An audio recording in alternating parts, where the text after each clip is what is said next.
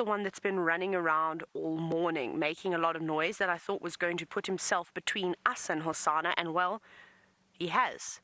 Now he's just turned his back on him. I can't see whereabouts Hosana is in the grass, but you see where that little termite mound is? That's where he was. That's where he was laying. Oh, there he is. You can just see the spots. So he's looking attentively at the impala. See how his breathing is picked up? There he is. Let's go a bit wider because I think he's going to run. He's flat in the grass. The impala has absolutely no idea that he's there. I don't know what he's seen. If he saw the other impala hanging from the tree and is just wondering, there you see how he's starting to slowly move. Look how his breathing pace has changed too. We saw him earlier. His breathing was very slow, very relaxed, even with his full belly. He's now concentrating. And if we could, I'm sure that his tail would be moving slightly in the grass. But I'm hoping that this impala actually just comes walking straight towards us, because if he does that, he's going to put himself a little bit closer to Hosana. I think he knows something's up there. I mean, impala are not unintelligent animals. Everything out here is very, very, very, very clever. However, his mind is not well where it should be at the moment. He's got one thing on, or two things on his mind. He's chasing out the younger males, and if there's an opportunity, if there is a impala ewe in estrus, well, he would like to mate with them too. So I'm quite keen to see his next movements. He's not far. There must be about 15 meters or so between them, maybe even a little bit less than that. But there he is. He's put his head up now. Put your head back down, Hosana. Don't be silly. And this is the inexperience again. Now, the grass is actually not particularly long around here. Here he goes. No, not yet. Be patient, Hosana. This is where he needs to, while the impala's got his back turned towards him, he needs to crawl. He needs to do a proper leopard crawl. He could easily put another 2 or 3 meters closer towards that impala. Remember, they don't need much. Ideally, they want to get right underneath an animal's feet and then pounce up and land on top of them, but sometimes that's not always going to work. And we'll see how this all plays out. But how exciting is this? This is so exciting. Impala, come back this way. Stop going the other way. He's got quite a bit of coverage. He's got the grass. He's got the termite mounds. There's a few little shrubs. So that's why I keep saying he could easily move towards this impala without the impala even knowing that he is there. You see that? All the little senna trees, all the new bush willows that are just starting to grow. He can hide behind those. Now, we're not going to move at all at the moment. We're going to stay in the same spot. Oh. There we go. Impala's spotted him. Did you hear that alarm? He's walking towards him. Now, this is quite typical, of course, of impalas to do. If they do spot something, they'll often alarm and sometimes move a little bit closer to get a better view. There we go. Hosana, what are you doing now? No, he's not interested anymore. He's actually just slinking off to the right. The impala actually doesn't mind too much of this leopard. Hello, beautiful. Yes, it's because you had your head above the grass, you silly chap. Otherwise, you could have potentially got another meal. Now, oh, you're going up further. What are you going to do with that, big boy?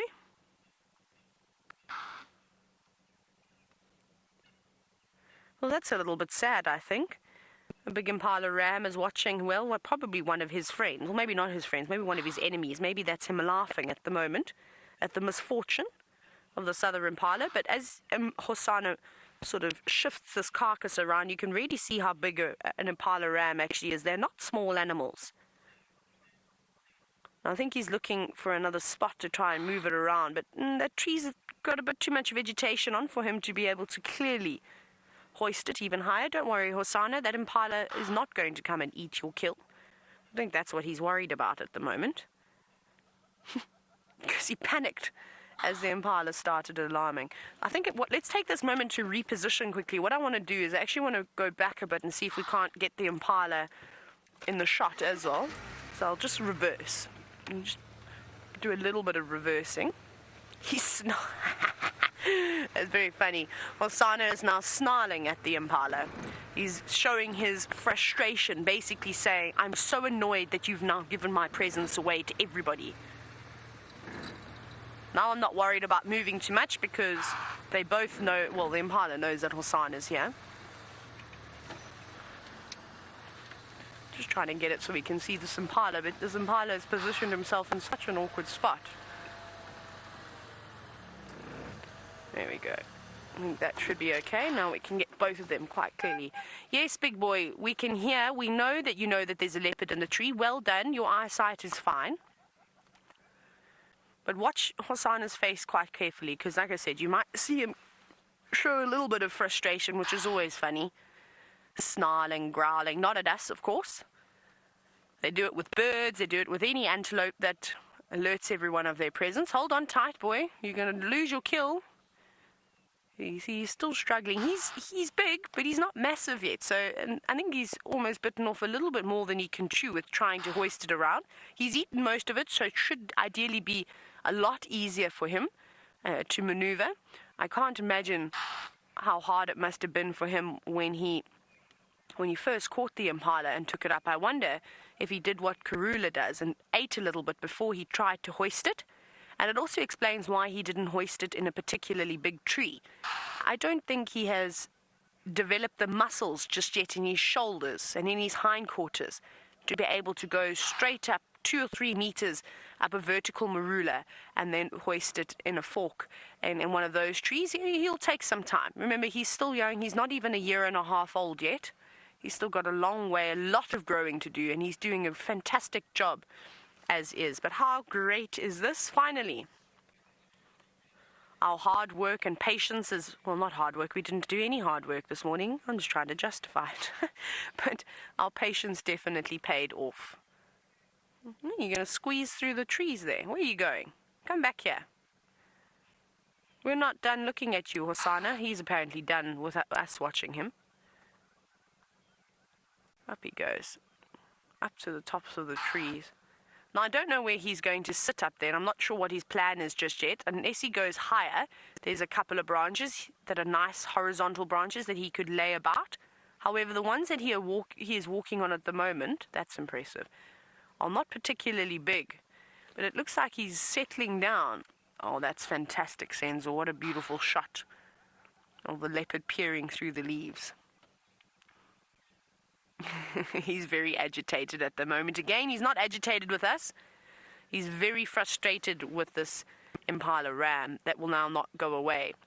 And he probably won't. He might stay here for a couple of minutes, keep shouting at little Hosana. Shame boy. It's really funny to actually sit and see things like this. Now, none of the birds have started alarming, and there's lots of hornbills, lots of starlings, lots of drongos. They don't seem too bothered.